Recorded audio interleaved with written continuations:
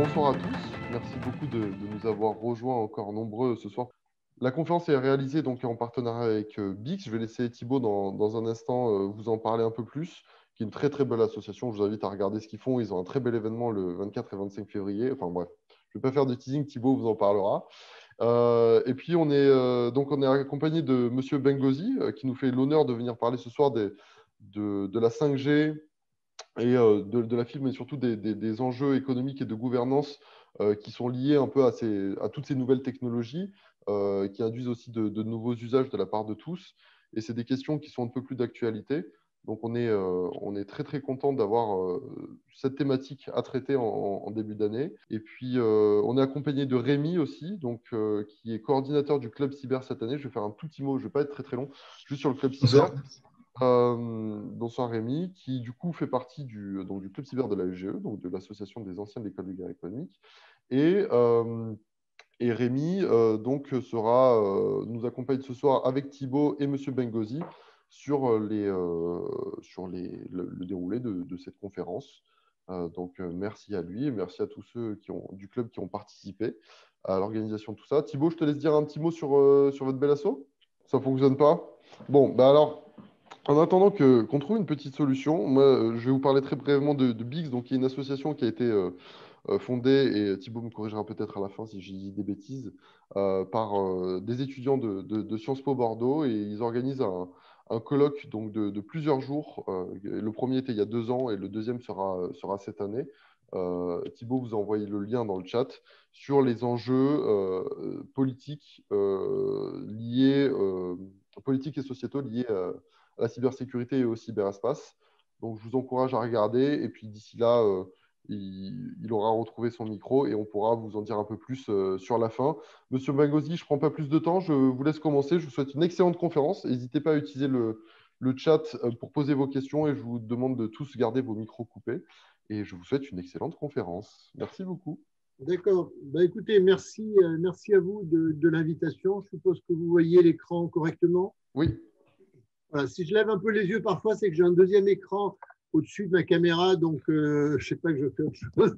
Il n'y a pas de problème. Bah, écoutez, je suis ravi de cette occasion de parler d'un sujet qui à la fois touche tout le monde, et on l'a bien vu avec le développement malheureux de la pandémie qui a donné un coup de booster absolument extraordinaire à la fois à l'attention et à la sensibilité qu'on a pu avoir aux enjeux de connectivité, puisque finalement, imaginons simplement ce qu'aurait pu être la période dramatique qu'on a traversée depuis ces derniers mois, il y a simplement 10 ans ou 15 ans. Il y a simplement 10 ans ou 15 ans où une grande part de la population n'avait pas accès à Internet. Encore aujourd'hui, Internet pour tous n'est pas forcément encore une garantie, mais ça le devient. Et puis, à échéance de quelques années, ça sera 100% de la population qui sera connectée. Imaginons ce qu'était la pandémie il y a 10-15 ans, quand on avait des débits qui permettaient tout juste d'avoir ou de télécharger des fichiers en mettant quelques secondes, des morceaux de musique en mettant quelques minutes, et sans même parler des heures qu'il fallait pour télécharger des films, donc qui rendait impossible, très très difficile, toute forme de télétravail, d'échange de fichiers, d'échange de documents, etc., sans même parler des séminaires tels que celui qu'on a ce soir.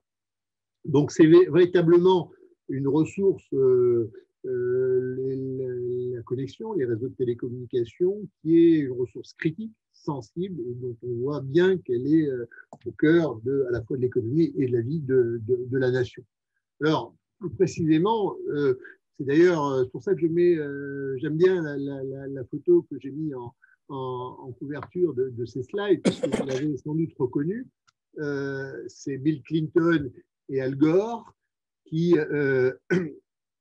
il y a à peu près 25-30 ans, commencent démontrent en tout cas l'importance de ce qu'on appelait à l'époque les autoroutes de l'information, en mettant la main à la pâte pour lancer le câblage et pour développer le câblage du territoire américain.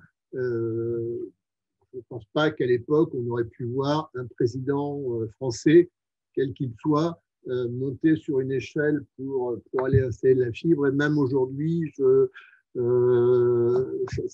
ça reste encore une situation qui effectivement est extraordinaire. Bon, les effets de communication naturellement, mais simplement pour souligner l'importance que très tôt des gouvernants comme en l'occurrence Clinton a pu apporter au caractère très stratégique pour l'état de ces technologies. Alors, si on rentre un peu dans le détail, ce qu'il faut bien voir, c'est que, je ne sais pas pourquoi je n'arrive pas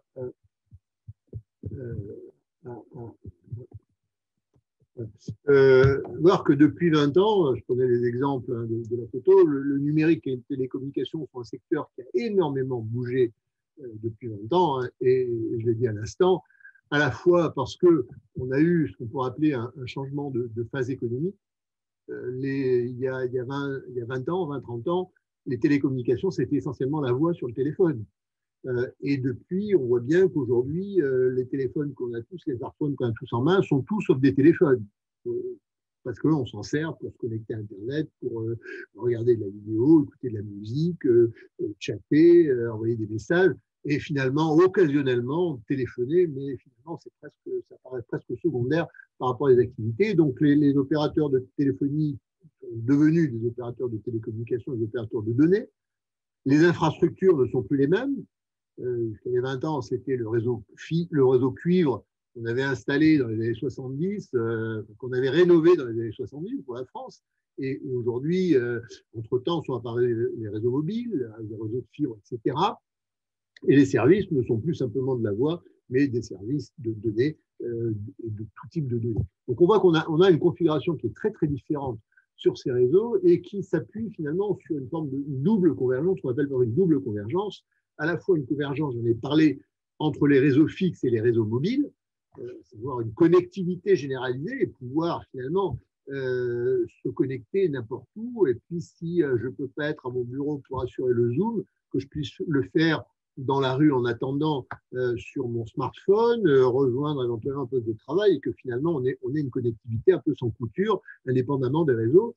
Et le deuxième élément de convergence qu'on a vu apparaître, c'est une convergence entre les contenus et les tuyaux, convergence entre les offreurs de connexion, de connectivité, les opérateurs télécoms, et les offreurs de services, que ce soit les services audiovisuels ou que ce soit les services Internet.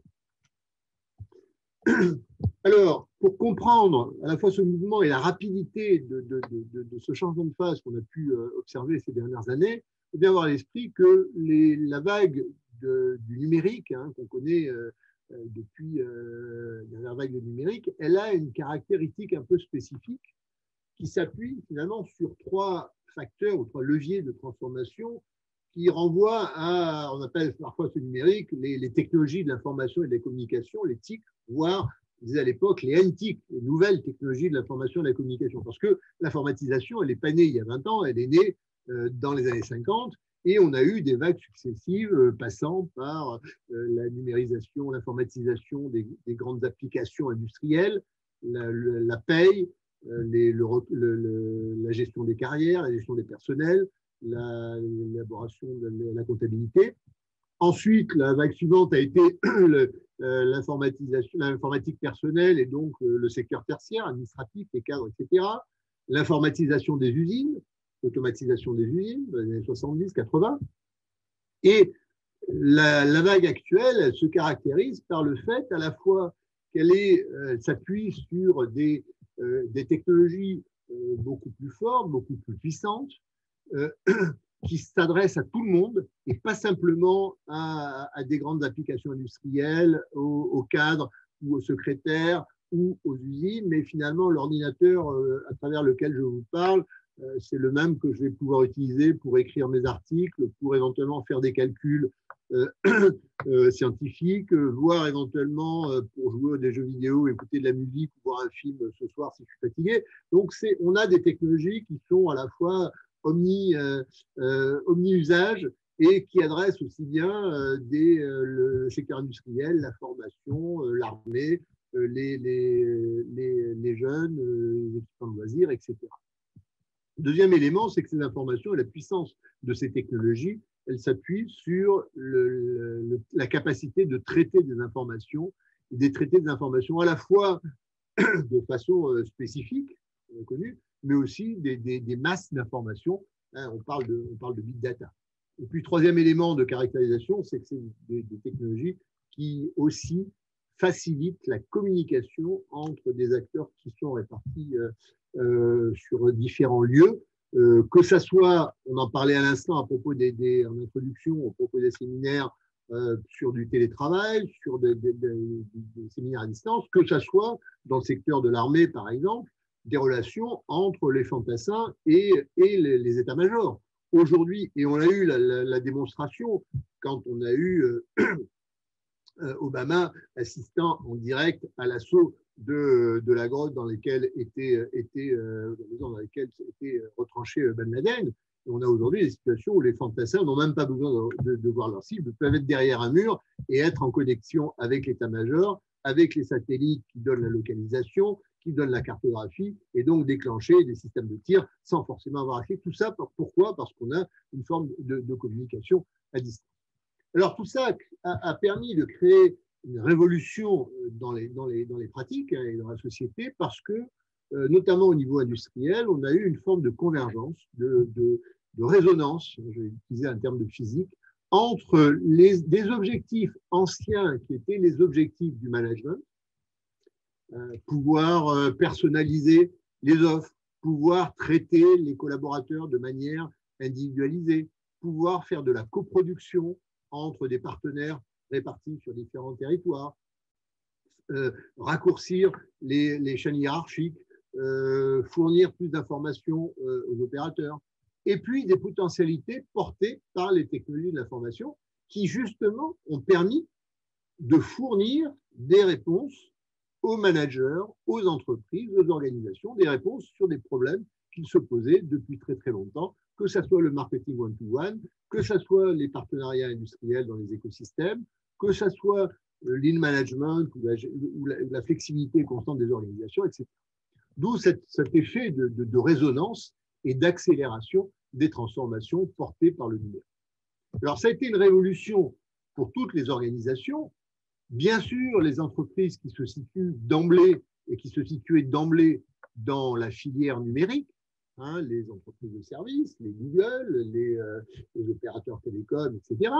Mais aussi les entreprises qui mobilisent les technologies de l'information dans des activités traditionnelles. Pour parler de l'Internet des objets, par exemple, les premières entreprises qui se sont saisies de l'Internet des objets, ça a été les entreprises de la grande distribution, les Walmart, les métros, hein, aux États-Unis ou en Allemagne, qui se sont saisis des puces RFID, de la connectivité pour organiser et optimiser leur logistique, réduire et simplifier la gestion des entrepôts, des approvisionnements, etc. Et puis, les troisièmes types d'entreprises, d'organisations qui ont été touchées par le numérique, c'est celles qui ne cherchaient pas forcément à pousser les feux sur ce registre-là, mais qui ont été poussées par leurs clients, par leurs utilisateurs, qui étaient équipés de terminaux, qui savaient utiliser ces technologies, qui se sont dit, mais pourquoi je ne peux pas, dans ma vie professionnelle ou dans mes échanges avec telle entreprise, bénéficier des mêmes services que j'ai? Je pense que d'une certaine manière, la SNCF ou les entreprises de transport ont été poussées un peu à cette transformation parce que pour eux, c'est plus simple de continuer les modalités classiques. Mais quand les clients se sont dit, mais pourquoi j'ai besoin d'avoir un ticket papier? Pourquoi je ne peux pas avoir mon billet que j'imprime directement chez moi ou que j'ai sur mon application, sur mon smartphone? Et puis finalement, même aujourd'hui, dans l'aviation, on n'a plus besoin de billets. Parce que de toute façon, on est suivi, il faut donner son passeport, son nom, etc. Mais donc, pourquoi a-t-on besoin d'un billet, même d'un QR code, pour rentrer dans l'avion, alors que de toute façon, la compagnie a déjà vérifié que c'est bien nous et qu'on avait bien acheté le billet à l'avance, etc. Donc, vous voyez qu'il y a des transformations qui ne résultent pas forcément de la volonté des entreprises, mais qui vont être poussées par des demandes des clients, des utilisateurs. Et tout ça fait finalement on a une révolution numérique qui s'est mise en place autour de mutations multiformes, à la fois sur les modalités de création et d'innovation, sur l'apparition de nouveaux intermédiaires, sur la démultiplication des offres de services et de biens existantes, sur des innovations techniques, et puis sur des formes nouvelles de concurrence et des modèles d'affaires qui sont très, très, très différents. Ce qu'il faut simplement souligner, et je terminerai mon introduction là-dessus, c'est que ces modèles nouveaux sont des modèles instables parce que les chaînes de valeur se reconfigurent en permanence, parce que ce qu'on appelle les pivots pour les startups, c'est-à-dire qu'on va démarrer sur un service et puis on s'aperçoit que ça ne marche pas bien, donc on va changer, on va bouger, etc. Donc une capacité de repositionnement permanent des entreprises et qui peut expliquer des changements spectaculaires, notamment dans les positions des acteurs dominants, que ce soit, pensons au Yahoo, AltaVista, Second Life, MySpace, etc., qui étaient les grands leaders du marché et qui ont disparu. Tout ça pour dire que le poids des GAFA aujourd'hui, finalement, on peut avoir l'espoir qu'ils ne soient pas aussi solides que ça. Tout ça suppose de gérer des changements au rythme et à l'ampleur inédit. Donc, on va voir que les réseaux, finalement, apportent des réponses. Ces changements, c'est d'abord la multiplicité des interfaces de connexion. La connectivité aujourd'hui, ce n'est pas simplement la connexion, la ligne qu'on va avoir à un appartement, à un lieu, c'est plus simplement la connexion qu'on va avoir sur une personne, à travers un smartphone par exemple, mais ça va être des objets connectés, ce qu'on appelle parfois Internet of Everything. Tout est connecté et tout est en interrelation. Une petite courbe un peu prospective qu'on peut donner, et qui illustre un peu cette croissance. En termes de lieux, donc la connexion d'un appartement, d'une maison, on avait à peu près 1 milliard de lieux et on a à peu près 1 milliard de lieux connectés. Quand on considère les individus connectés, que ce soit chez eux ou par mobile, on est de l'ordre de grandeur de 5 milliards. Avec les objets connectés, les voitures, les montres, les tablettes, mais aussi les thermostats, les différents types d'objets aujourd'hui qui sont connectés et dont on n'a pas forcément conscience, on est de l'ordre de 50 milliards d'objets connectés. On voit à la fois la croissance phénoménale de ces objets et les besoins qu'on va avoir en infrastructure derrière pour supporter cette démultiplication. On en parlera tout à l'heure, mais une des raisons de la 5G, c'est justement cette explosion. Alors, cette demande et les besoins correspondants explosent. Je ne vais pas commenter tous les chiffres qu'il y a là, mais le nombre de cartes actives, simplement sur les réseaux 4G, vous voyez qu'on est sur une croissance qui est absolument énorme. La consommation moyenne des données par carte SIM, par carte 4G, elle est aussi, vous voyez, la consommation, elle est de l'ordre de 5 gigas pour les cartes actives. Le volume de data, le volume de données qui circule et qui est consommé chaque année sur les réseaux mobiles, il double chaque année, le volume complet des données qui sont échangées. Et puis, le nombre d'accès au débit à la fibre optique aussi connaît des croissances qui sont exponentielles. Ce qui est important à savoir, et ce qui justifie d'ailleurs, et ce qui explique un peu cette croissance, c'est aussi que ce développement s'est fait au bénéfice très large des consommateurs, non seulement par les services qu'on leur a proposés, mais également par les effets de prix. Si vous regardez depuis une dizaine d'années l'indice des prix pour les principaux services publics, électricité, poste, transport ferré et gaz, vous voyez qu'on est globalement, les prix ont augmenté, parfois très, très significativement, comme pour l'électricité, alors que dans la même période, les services de télécommunication, le prix a quasiment été diminué par 2. Donc, on voit qu'on a eu à la fois une évolution énorme en termes quantitatifs, de volume d'accès, de qualité de service, mais également en termes de tarifs. Alors, tout ça est bien entendu, pouvoir absorber ce volume de services, de connexion, de data, suppose des conséquences pour les enjeux, des enjeux pour les réseaux. Je vais aborder très rapidement ceux de la fibre et du très haut débit fixe, et puis je parlerai ensuite des réseaux mobiles. Dans les réseaux fixes, la situation de la France n'était pas très bonne et en fait, on était dans une situation où le palmarès poussait à l'action. C'est les données 2012, au moment où a été lancé le plan France Très Haut Débit. En 2012, vous voyez que la position de la France en termes de taux de couverture très haut débit, à la fois pour les ménages globalement, et puis dans les territoires ruraux, était catastrophique, était très mauvaise, si je prends simplement les pays européens. Donc, il y avait un effort de rattrapage absolument nécessaire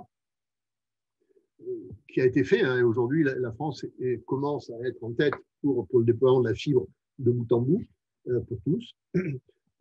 Et cette évolution s'est faite au niveau de tous les pays européens, notamment, en particulier parce que l'Europe avait déterminé une stratégie qui s'appelle le Digital Single Market Strategy, qui visait justement à accompagner et à inciter tous les pays membres, tous les États membres à développer des politiques volontaristes en la matière, qui se sont déclinées avec des différences selon les pays, en fonction des orientations nationales ou de l'historique des réseaux dans chaque pays, en fonction de la nature des stratégies qui étaient mises en place, plus ou moins spécifiques, plus ou moins sectorielles, et avec des différences entre les pays, avec des marchés de très haut débit plus ou moins dynamiques, parce qu'on avait des réseaux anciens qui étaient déjà en avance ou pas, parce que la concurrence sur les pays entre les opérateurs n'était pas la même, etc.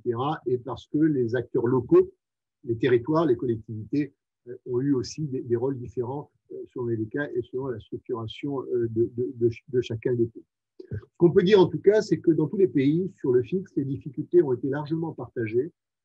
Et notamment, la difficulté principale, c'est que dans les déploiements, le rattrapage principal, le rattrapage et le déploiement s'est fait essentiellement au profit de l'urbain, des villes, et que dans tous les pays, les territoires ruraux peu denses ont été un peu à la fin. Si on veut regarder plus précisément la situation de la France, l'objectif du plan très haut débit, et ça a été, quand il a été fixé, et puis, de ce point de vue-là, hein, les changements de président depuis 2012, Sarkozy, puis Hollande, puis Macron, etc., attestent une forme de continuité, même si ensuite le rythme et l'intensité étaient un peu différentes, mais tous se sont saisis de l'importance du sujet, avec l'objectif de proposer, à échéance 2022, c'est vraiment demain, donc l'objectif d'équiper 100% du territoire en très haut débit en proposant un accès à Internet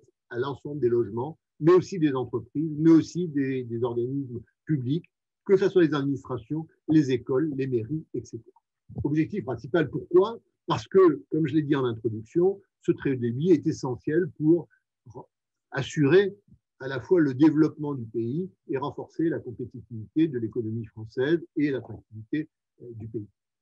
Alors, ça représente un investissement très significatif, hein, de l'ordre de 20 milliards en 10 ans. Significatif, mais pas forcément dramatique et pas forcément si énorme que ça quand on regarde le coût des autoroutes, le coût de réseaux comme le réseau d'énergie, etc. Finalement, 20 milliards, c'est pas si cher que ça. Et sur ces 20 milliards, en fait, l'État, au niveau national, a mis 3,5 milliards à peu près pour des infrastructures. Le reste a été complété par les collectivités locales, par l'Europe et par les opérateurs privés, bien entendu, qui ont assuré une large part de ces financements. Ce plan supposé et a fait le choix d'un raccordement prioritaire sur la fibre optique, y compris et notamment dans les zones d'activité économique, fibre optique par rapport à des alternatives technologiques qu'on pouvait avoir, notamment avec le câble. L'idée, c'était donc 100% du territoire pour les zones d'activité économique, pour les organismes publics et puis, bien entendu, pour tous les citoyens, en permettant notamment et en mettant notamment un accent sur les zones rurales et sur les zones de montagne, parce que d'une certaine manière, c'est ces zones-là qui en ont le plus besoin. Quand vous êtes à Paris, finalement, avec les anciens réseaux cubes, la DSL, hein, que vous aviez avant la fibre, ou avec la 4G, vous avez un débit très suffisant pour la plupart des activités. Par contre, les territoires ruraux, même à quelques dizaines de kilomètres de Paris, et puis a fortiori en montagne, sont des territoires qui ont la double peine. Le mobile ne passe pas, c'est des zones blanches où la qualité du mobile était très mauvaise. On a eu aussi un temps de rattrapage, j'en parlerai tout à l'heure. Et puis, le fixe n'est pas bon parce qu'on est très loin. Et donc, dans les réseaux cuivre classiques, il y a une très forte atténuation qui fait que dès qu'on est un peu loin du répartiteur, la qualité et le débit sont catastrophiques. Alors, c'est important pour l'isolement. Quand vous avez une déclaration d'impôts à faire et que vous n'arrivez pas à vous connecter au site des impôts, c'est un peu problématique. Quand vous faites une commande sur Internet parce qu'il n'y a pas de magasin à disposition, mais que pour valider votre commande, on vous envoie un code sur votre smartphone que vous ne recevez pas, ou que la connexion s'arrête parce qu'entre-temps, la liaison n'était pas bonne, etc. Vous voyez toutes les difficultés qui se posent dans les territoires ruraux, et que ces problèmes de connexion, ce n'est pas simplement avoir accès à Netflix quand je suis isolé, c'est surtout pouvoir vivre et pouvoir avoir accès à de la télémédecine, à des magasins de proximité qui n'existent pas, à des services publics, etc. Alors, je l'ai dit, le plan de rattrapage a été mis en place il y a une dizaine d'années, et les déploiements progressent partout. Bon, j'ai pris les chiffres qui s'arrêtent en 2018, mais la courbe continue exactement sur cette même lancée, avec une croissance extrêmement importante et qui s'est accélérée, notamment dans les derniers mois du fait de la pandémie. Croissance extrêmement importante des lignes raccordables, des déploiements qu'on fait qui permettent ensuite de se raccorder, mais également des abonnements effectifs, des gens qui non seulement sont raccordables, ont la possibilité de se connecter à la fibre, mais prennent la décision de se connecter et donc prennent un abonnement commercial. Je disais que les territoires ruraux ont été les plus difficiles à couvrir, malgré l'accent volontariste mis par l'État et les collectivités. On voit, quand on regarde la couverture en fibre, que l'essentiel de la couverture est fait aujourd'hui dans les zones très denses, donc dans les villes. On est quasiment à saturation, on doit être presque à 100% dans les villes. Les zones moyennement denses, les zones un peu intermédiaires, où les opérateurs ont eu la possibilité de co-investir pour éviter de déployer chacun leur propre réseau, vous voyez que la croissance s'est faite aussi. Mais par contre, les zones moins denses, les zones d'initiative publique, les zones où c'est l'État et les collectivités qui ont essentiellement assuré le financement parce que les zones n'étaient pas rentables, entre guillemets, à couvrir, on voit que malgré les financements publics, ça a été un peu les derniers, c'est un peu les derniers à être couverts, même si le rattrapage se fait encore à bon rythme. Ça, c'était pour le fixe, pour les réseaux fixes, mais comme je l'ai dit, les conséquences sont aussi des conséquences pour les réseaux mobiles, de cette explosion du numérique, et d'autant plus que, comme je le soulignais en introduction, on a une forme de convergence, de mise en relation et de proximité des réseaux fixes et mobiles. Aujourd'hui, dans la plupart des cas, quand vous téléphonez sur votre smartphone chez vous, ce n'est pas de la téléphonie mobile. C'est mobile parce que vous utilisez un smartphone, mais vous utilisez le réseau fixe parce qu'il y a de fortes chances que quand vous téléphonez chez vous, en tout cas, je vous recommande de le faire à la fois pour des raisons de gestion des réseaux, mais aussi pour des raisons de développement durable, vous allez le faire en passant par le réseau Wi-Fi et qui fait que votre communication va passer par le Wi-Fi, par votre box, et donc par le réseau fixe, même si l'interface est le terminal. Alors, j'ai dit, fixe et mobile, c'est des secteurs qui convergent. En gros, les courbes se sont croisées en matière de taux d'équipement il y a à peu près 5-6 ans. Vous voyez les courbes avec la croissance à la fois de la téléphonie, presque irrésistible de la téléphonie mobile et une forme assez stable de la téléphonie fixe.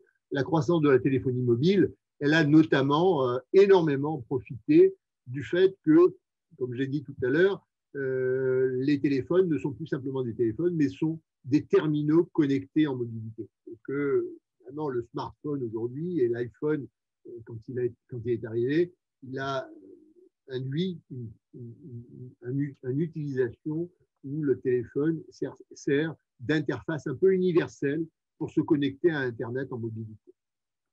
Alors, par rapport à ça, pour répondre notamment à cette croissance des besoins, je vous ai dit, le volume des données consommées sur les réseaux mobiles est doublé quasiment d'une année sur l'autre. Ça veut dire que, l'espace de 4-5 ans, c'est multiplié par 10, mais ça veut dire surtout qu'à 2022, les réseaux 4G, donc les réseaux classiques qu'on utilise encore aujourd'hui, vont être congestionnés, notamment dans les villes, dans les zones les plus peuplées où le téléphone est le plus utilisé. Et donc, la 5G est arrivée pour deux raisons principales. D'abord, d'une part, plutôt, pour permettre d'absorber ce risque de congestion des réseaux mobiles, parce que la 5G est beaucoup plus efficace en matière de gestion des réseaux, de gestion des communications.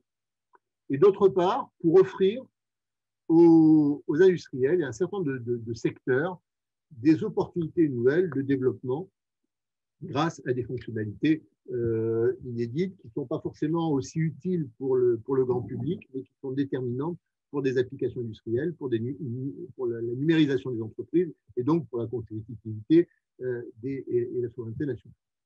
Alors, les sauts de performance, les innovations, ce que permet la 5G et pourquoi elle est rupture, d'abord, elle permet un saut de performance à la fois en termes de débit, en termes de délai de transmission, on appelle le ping, la capacité de retour, que si vous faites de la télémédecine et par exemple de la chirurgie, une intervention à distance, bah, il faut que quand le chirurgien bouge un scalpel, le scalpel éventuellement qui serait télécommandé le cas échéant entre vous, bah, il faut que ça soit exactement le même geste qu'on retrouve. S'il y a une latence, un temps d'écart, bah, ça devient problématique. Si vous avez des voitures connectées à distance, si y a des mécanismes de sécurité qui jouent, il faut que la sécurité elle soit quasiment instantanée, et c'est ce que permet la 5G avec des fiabilités une fiabilité de communication accrue. Et donc, c'est pour ça qu'on retrouve ces usages diversifiés, aussi bien dans les secteurs qu'on a à l'esprit pour l'instant, qui sont le véhicule autonome, le véhicule connecté, la télémédecine, j'en parlais, la robotique. Hein, la 5G va permettre, notamment dans les usines, d'améliorer la sécurité en supprimant toute la câblerie, par exemple, puisque la connexion qu'on faisait par câble, on va pouvoir le faire par liaison radio. L'Internet des objets, on peut connecter des centaines d'objets supplémentaires au mètre carré au kilomètre carré que ce qu'on pouvait faire avec les technologies classiques 4G.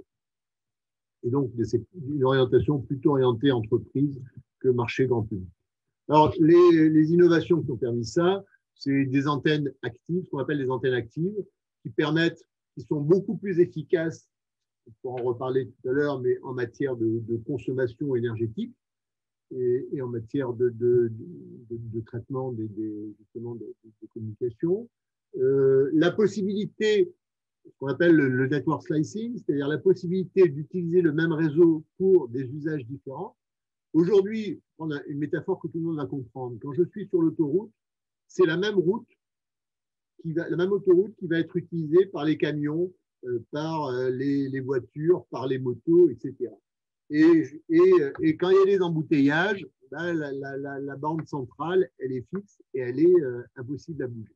Ce que va permettre le network slicing, c'est de se dire, par exemple, ben, on va, en fonction du trafic, peut-être concevoir à un certain moment donné une voie qui sera plus réduite pour permettre simplement aux motos de circuler, une bande plus large sur le côté pour les camions de circuler, et puis une bande moyenne pour les voitures. Et puis si c'est le lundi matin où il y a plus de voitures, on mettra davantage de bandes pour les voitures. Et puis si c'est éventuellement en semaine le matin où il y a beaucoup de camions, ben, on réorganisera différemment. Et puis si c'est le matin en allant vers Paris, ben, on va rajouter une bande à gauche en empiétant sur la voie Paris-Province parce qu'il y aura moins de monde, et ce qui va réduire les embouteillages. Et puis le soir, on fera le contraire, on va réduire la bande Province-Paris pour payer les autres. Donc vous voyez simplement l'idée que le même réseau va pouvoir être modulé de façon dynamique en fonction des besoins qu'on aura.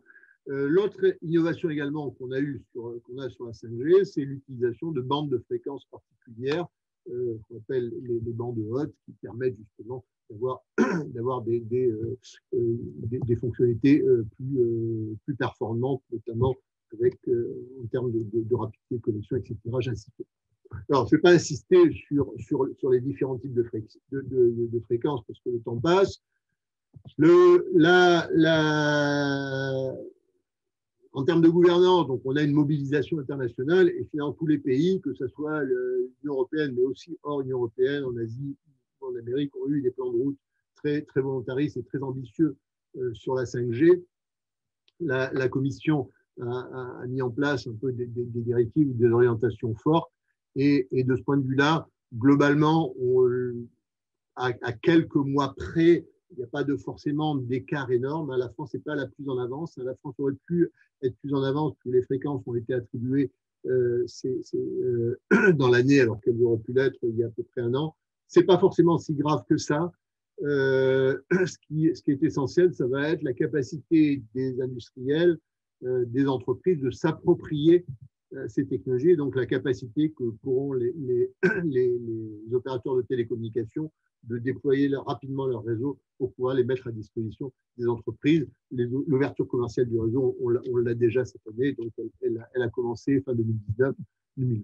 Dans les travaux qui ont été engagés en France depuis 2017, je vais les survoler très rapidement, je ne vais pas les détailler pour que le temps passe. La première étape, ça a été de libérer et d'attribuer les fréquences sur les différentes bandes que j'évoquais. La deuxième étape, la deuxième action, ça a été de simplifier les déploiements, donc de résoudre notamment des problèmes très concrets, comme faciliter les permis de construire pour les pylônes qui sont nécessaires, faciliter les raccordements électriques pour les antennes, organiser éventuellement la mutualisation de certaines parties du réseau pour faciliter les rapidités de déploiement et échanger entre les collectivités. Et puis, ensuite, dernière étape, mobiliser les acteurs et favoriser les nouveaux usages. Je l'ai dit tout à l'heure, la 5G, comme les réseaux très débit, sont un levier économique essentiel pour la souveraineté nationale, pour le développement du pays, pour le développement de nouveaux services, pour la réduction de la fracture numérique. Il s'agit donc de faire en sorte qu'au-delà de la mise en œuvre de tuyaux, on puisse avoir des usages qui se déploient et qui se déploient à bon rythme, et des innovations qui puissent se greffer sur ces réseaux, d'où les initiatives qui ont pu être faites pour avoir des zones d'expérimentation technique en avance de phase sur la 5G. Très franchement, je pense que c'est surtout là-dessus que l'on est aujourd'hui en retard, sur l'appropriation, les usages et les usages industriels, plus que sur les déploiements eux-mêmes. En termes de conclusion, tout ce que j'ai évoqué jusqu'à présent soulève naturellement des enjeux pour la régulation. D'abord, c'est une vraie épreuve parce que le régulateur est légitime quand son objectif est clair et compris et partagé. On a bien vu autour de la 5G que ce n'est pas forcément toujours si clair que ça, et que la légitimité, en tout cas en discussion, parce qu'il faut qu'on ait des réseaux utiles pour les consommateurs, aux services innovants, des opérateurs performants, des infrastructures numériques efficaces, la mise en valeur de territoires mal connectés. Et en fait, le code des postes et communications électroniques, en fait, ne facilite pas les choses au sens où, quand on regarde l'ensemble des objectifs que doit suivre le régulateur, on a à peu près 17 ou 18 objectifs différents qui sont, pour certains, contradictoires. On a également, avec le développement des plateformes, avec le développement de nouveaux acteurs du numérique, avec le risque de cybersécurité, des compétences pour les régulateurs à maîtriser, qui ne sont plus simplement les compétences économiques et juridiques, qui sont les compétences classiques des régulateurs publics, mais qui sont la maîtrise de la technologie. Parce que si on veut pouvoir comprendre les algorithmes, comprendre comment vont se gérer des réseaux de plus en plus virtualisés, etc., il faut qu'on puisse ouvrir la boîte noire et regarder un peu comment ça fonctionne. Il faut être capable de contrôler les données, les informations, et vérifier la fiabilité et l'intégrité de ces données, notamment dans une perspective, là encore, de souveraineté. Alors, côté personnel, c'est assez bien fait par la CNIL, c'est même très bien fait par la CNIL, et notamment avec le soutien du RGPD, donc du Règlement général pour la protection des données. Côté industriel, la protection des données industrielles, la mise en valeur, l'exploitation, la valorisation de ces données industrielles reste, là encore, et aujourd'hui, un vrai sujet d'interrogation.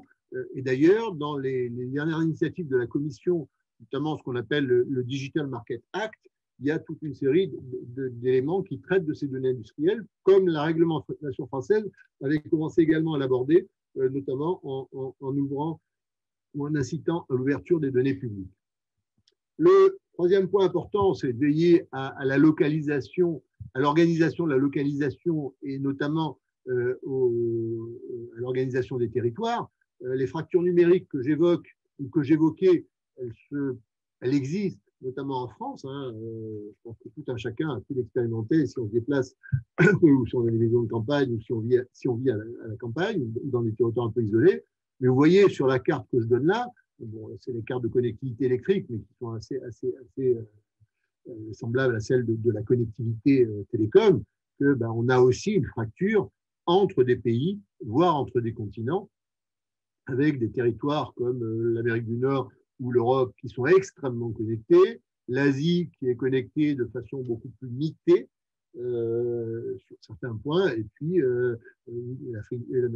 l'Amérique du Sud aussi, et puis des territoires très, très largement à l'écart de ces développements, notamment l'Afrique.